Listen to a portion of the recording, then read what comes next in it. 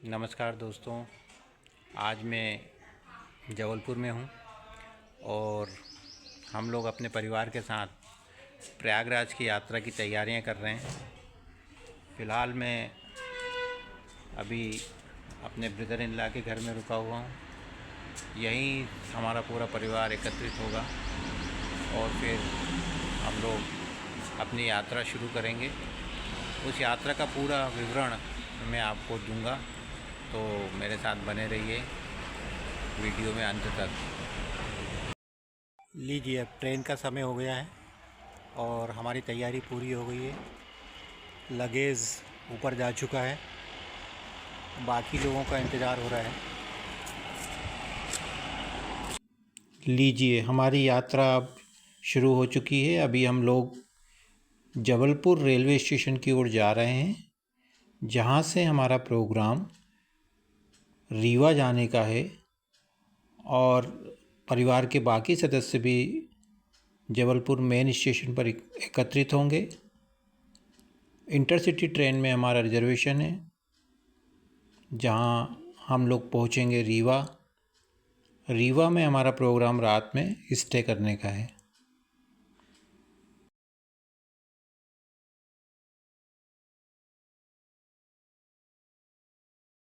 लीजिए, हम जबलपुर स्टेशन पहुँच गए हैं और बाकी सदस्यों का इंतज़ार यहाँ पर रुक कर किया जा रहा है।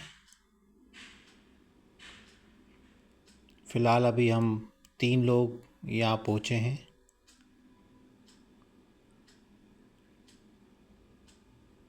बाकी लोग भी शीघ्र ही यहाँ आ जाएंगे। जोर से बोलो, जोर से बोलो। अरे इधर देख के बोलो, प्रांश इधर देख के बोलो। Very good. सभी लोग ट्रेन में चढ़ चुके हैं और हमारे टीम का सबसे जूनियर मेंबर हर हर महादेव हर हर गंगे की घोषणा के साथ यात्रा की शुरुआत करवा चुका है। ट्रेन की सीट काफ़ी आरामदायक हैं। कंफर्टेबली हम लोग आराम से अपनी अपनी सीटों पर बैठ गए हैं और यात्रा का आनंद ले रहे हैं। साइड में हमारे भाई साहब फ़ोटोग्राफ़ी कर रहे हैं। मेरी वाइफ साधना सभी पैसेंजर का ध्यान रखती हुई, पैसेंजर मतलब हमारी टीम का,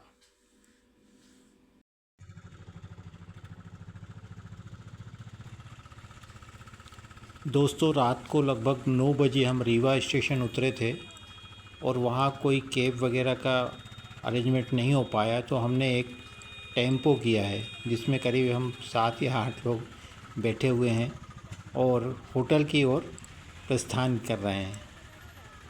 इस टेम्पो की यात्रा भी बड़ी मज़ेदार है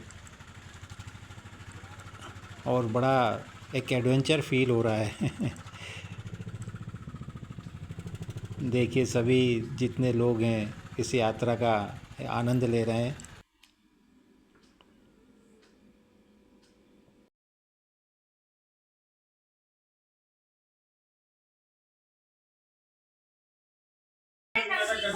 जिसको चाहिए लेते जाओ, प्लेट में निकालने का काम सबको प्लेट में दी।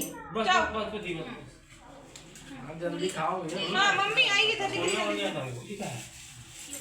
थोड़ा सा पीछे जो सामान सब दे एक जन इस पे बैठ जाएगा। घंटे में नाटक इसमें सब 3 बुआ आप और यहाँ अरे एक नहीं बेटा, एक क्या सुसु आई है। और पेपर बिछा लो, और बिछाना सोना कर लेगा यार जा। स्लीपर पहन के जाना पाऊंगा और बिछा लो पेपर। नहीं जरूरी है। दोस्तों देख रहे हैं, होटल पहुंचकर हम लोग एक साथ खाने पीने में मस्त हैं और पिकनिक जैसा आनंद ले रहे हैं।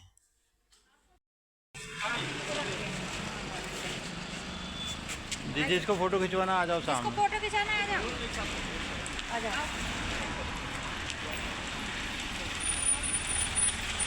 वीडियो बन रहा है, आप भी आइए। आप रह जाओगे। वीडियो बन रहा है। हाँ, वीडियो ही बना रहे हैं यार, इसको जाएगा यूट्यूब में।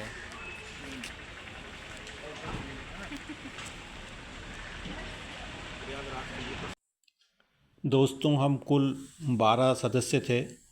हमने 2 गाड़ियां बुक की थी रीवा से। 6 लोग एक एक गाड़ी में हम लोग बैठ चुके हैं और हमारी यात्रा अब शुरू हो गई। सभी लोग बहुत प्रफुल्लित हैं और उत्साह से भरपूर आनंद में हैं। रीवा प्रयागराज की दूरी लगभग 133 किलोमीटर की है। बहुत अच्छा हाईवे बना हुआ है। उसी हाईवे पर हम लोग जा रहे हैं। अभी फ़िलहाल हम लोग रीवा सिटी के अंदर से गुज़र रहे हैं। कुछ ही देर में हम हाईवे से जुड़ जाएंगे।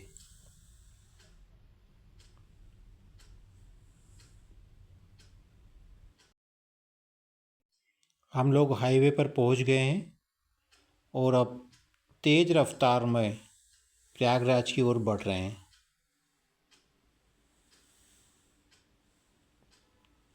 हमें उम्मीद थी कि हम लगभग 3 या 4 घंटे में रीवा से प्रयागराज की दूरी तय कर लेंगे और हाईवे की कंडीशन देखकर तो मन और प्रफुल्लित हो गया था कि हमारी यात्रा काफ़ी आनंददायक होने वाली है।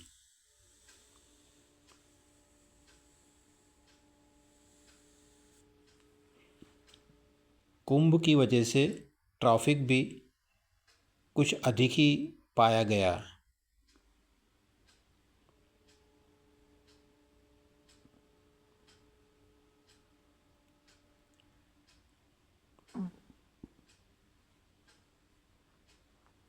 सुबह सुबह अभी सनराइज़ हो रहा है। बहुत ही खूबसूरत दिख रहा है और यात्रा के आनंद को बढ़ा रहा है। अरे देखिए, अब क्या हुआ? लग रहा है कि सामने जाम लगा हुआ है। 5 बजे मतलब निकल जाते। हम लोग तो हो गए थे 5:30। यही स्थिति हम लोग नहीं चाहते थे। हमने भी अलार्म लगाया था 5 बजे का। आसपास से गाड़ियां अगल बगल में आकर लगना शुरू हो गई हैं। अभी तक की जो यात्रा हमको सुगम लग रही थी, अब बड़ी कठिन लगने लगी है। रिचार्ज वगैरह भी है पर वो नहीं चलता। धीरे धीरे डाटा नहीं चलता। जाम की स्थिति शायद खुलने लगी है और एक बार फिर हमारी गाड़ी ने स्पीड पकड़ ली है। सामने ही हमारे साथियों की टैक्सी जा रही है। कुछ दूरी चलने पर ही हमें फिर से जाम मिला। चूँकि हमारे पास लोकल ड्राइवर थे तो उन्होंने एक अंदर का रास्ता चुना और गाड़ियां हमारी अंदर की ओर मुड़ गई हैं, जो कि हाईवे से अलग हटकर है।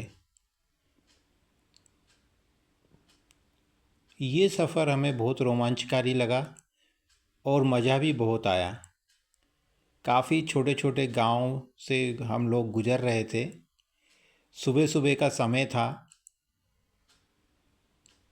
और देखकर काफ़ी समय बाद गांव से गुज़रना हुआ तो मन बड़ा प्रफुल्लित था। सामने हमारे परिवार के अन्य सदस्यों की गाड़ी जा रही है।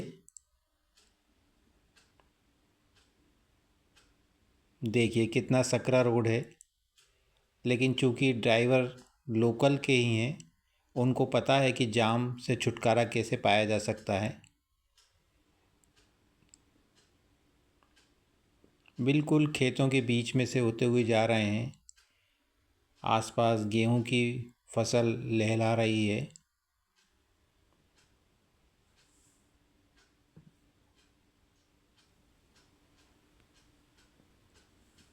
बहुत ही सकरी पगडंडियों से हम लोग गुजर रहे हैं। पगडंडियों के दोनों तरफ छोटे छोटे कच्चे मकान गांव के बने हुए हैं। सूरज बिल्कुल सामने है। देखकर बहुत ही आनंद की अनुभूति हो रही है।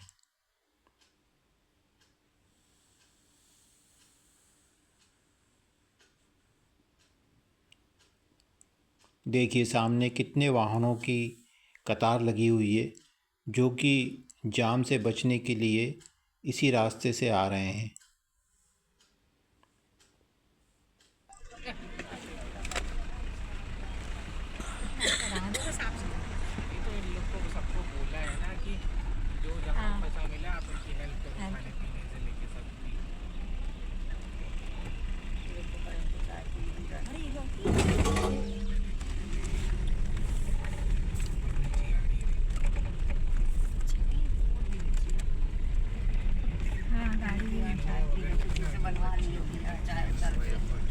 आपने देखा होगा हम कितने छोटे छोटे गांव से निकल रहे हैं।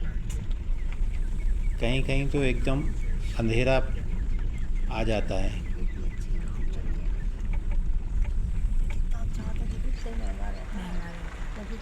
फसल अभी फ़िलहाल लहरा रही है। बहुत ही अच्छा लग रहा है दोस्तों। धीरे धीरे गाड़ियाँ भी अपने गंतव्य की ओर बढ़ रही हैं।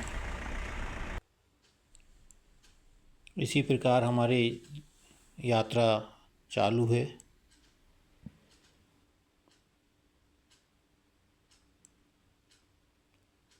इस बहाने हमको बिल्कुल छोटे छोटे गांव देखने को मिल रहे हैं। ये एक बोनस पॉइंट है हमारे लिए। सामने वाली गाड़ी हमारी है वो रुक गई है और लगता है कुछ प्रॉब्लम है। वहाँ का ड्राइवर दौड़कर हमारे ड्राइवर के पास आया और उसने कुछ डिस्कस किया और एक बार फिर हमारी यात्रा चालू हुई है।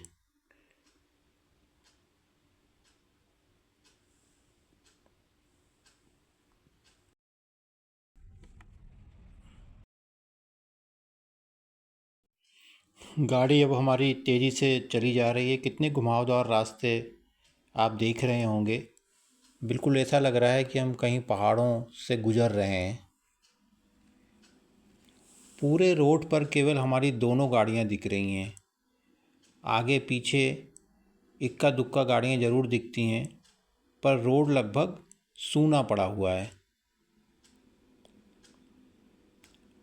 हम उम्मीद कर रहे हैं कि शायद इस रोड की वजह से हम लोग जल्दी पहुंच जाएं। चलते चलते लगभग 3 घंटे हो चुके। बहुत ही प्रयागराज आने का नाम नहीं ले रहा है।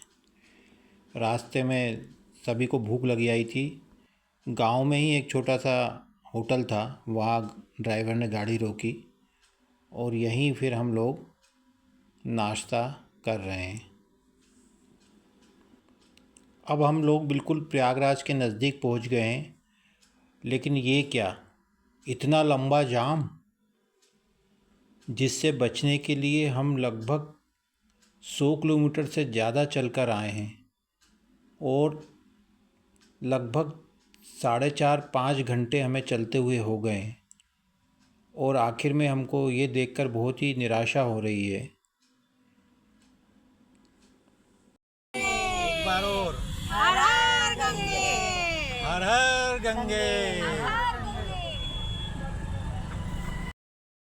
लीजिए, हम लोग जाम से निकले और उत्साह में हम लोगों ने हर हर गंगे का उद्घोष करना शुरू कर दिया।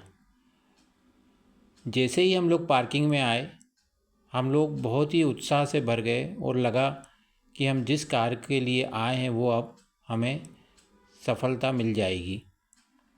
मतलब गंगा में स्नान। हमारी पार्किंग अरेल घाट से लगभग 2 या 3 किलोमीटर दूरी पर है, किंतु कुंभ की विशालता देखते हुए लग रहा है कि हम घाट के बिल्कुल नज़दीक ही पहुंच गए हैं। यहाँ से निकलकर हमको लगभग 2 या 3 किलोमीटर दूर अरेल घाट पर जाना पड़ेगा। बीच में संगम जाने वाला रास्ता रोक दिया गया था, इसलिए हम लोग अरेल घाट में पहुँचे हैं। पार्किंग से निकलकर अब हम घाट की ओर जा रहे हैं। साथ ही हम कोई बाइक या ऑटो की तलाश में भी हैं जो हमें घाट तक पहुंचा सके। रास्ते में हमें कुछ गंगा जल ले जाने के लिए बॉटलें भी ख़रीदना है, जो हम लोग देख रहे हैं। फुटपाथ पर जो दुकानें लगी हैं उन्हीं से मोल भाव करके कुछ बॉटलें हम लोगों ने ख़रीदी हैं, जिसमें हम लोग गंगा जल लेकर अपने शहर में जाकर अपने परिचितों को या अपने पड़ोसियों को वितरित करेंगे। रोड पर आप लोग देख रहे होंगे कि बहुत ज़बरदस्त रश है। हमें ऑटो पाने में सफलता नहीं मिल पा रही है, फिर भी हम लोग तलाश कर रहे हैं। धीरे धीरे हम सभी लोग घाट की ओर बढ़ रहे हैं और साथ में हम बाइक या ऑटो भी देखते हुए जा रहे हैं, जिससे कि हमारे जो कुछ सदस्य हैं जिन्हें चलने में कुछ दिक्कत है, उनको हम घाट तक शीघ्र पहुंचा सकें।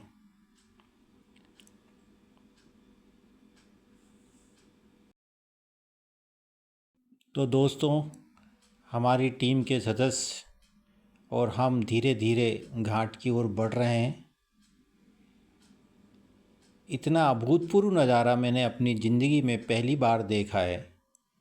सभी तरफ उत्साह का माहौल है। हजार असुविधा होने के बावजूद लोगों में गंगा में डुबकी लगाने का उत्साह देखते ही बनता है। दोनों तरफ काफ़ी सारे पंडाल लगे हुए हैं। अभी फ़िलहाल साधु संत जा चुके हैं, क्योंकि 12 तारीख का जो शाही स्नान था, उसके बाद अधिकांश अखाड़े यहाँ से प्रस्थान कर चुके हैं।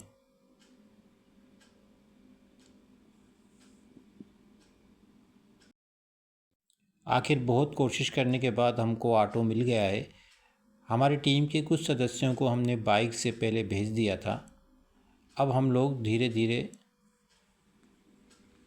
अरेल घाट में स्नान की ओर जा रहे हैं। देखिए, रास्ते में कुछ रिक्शे भी चल रहे हैं और कुछ हाथ ठेले पे भी श्रद्धालुओं को लोग ले जा रहे हैं। बाइक वाले लगातार चक्कर लगा रहे हैं और एक सवारी से मिनिमम 100 रुपये वसूल कर रहे हैं। 100 to 300 भी हो सकता है। हम लोग घाट पर पहुंच चुके हैं और नहाने का स्थान तलाश कर रहे हैं। कुछ वीआईपी गाड़ियां हैं जो कि सीधे घाट पर जा रही हैं।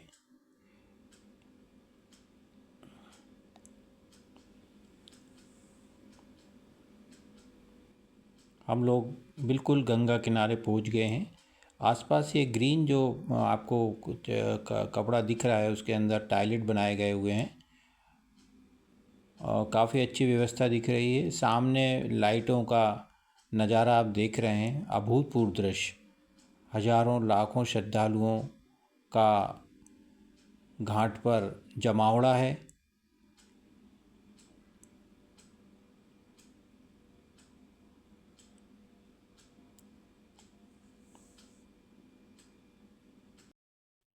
घाट पर पहुँचते पहुँचते अंधेरा हो गया है। लाइटें भी जल गई हैं, सामने आप देख रहे होंगे। उसी तरफ हम लोग बढ़ रहे हैं। श्रद्धालु भी पहले की अपेक्षा काफ़ी कम हो गए हैं।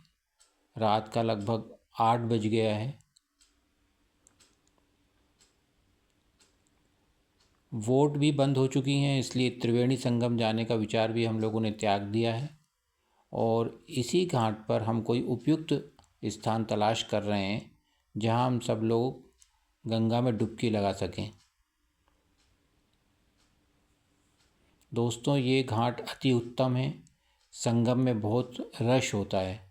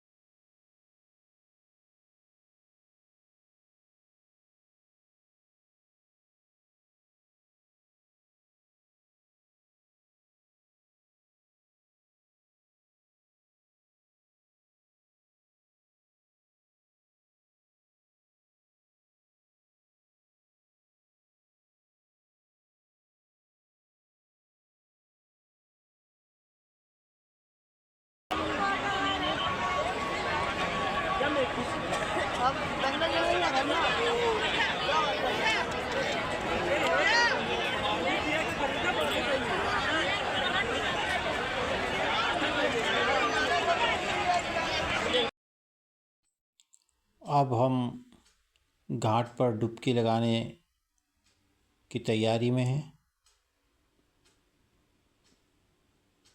हमारे परिवार के कुछ सदस्य डुबकी लगाने जा रहे हैं। रात का समय है, लेकिन ऐसा प्रतीत होता है कि अभी दिन ही है।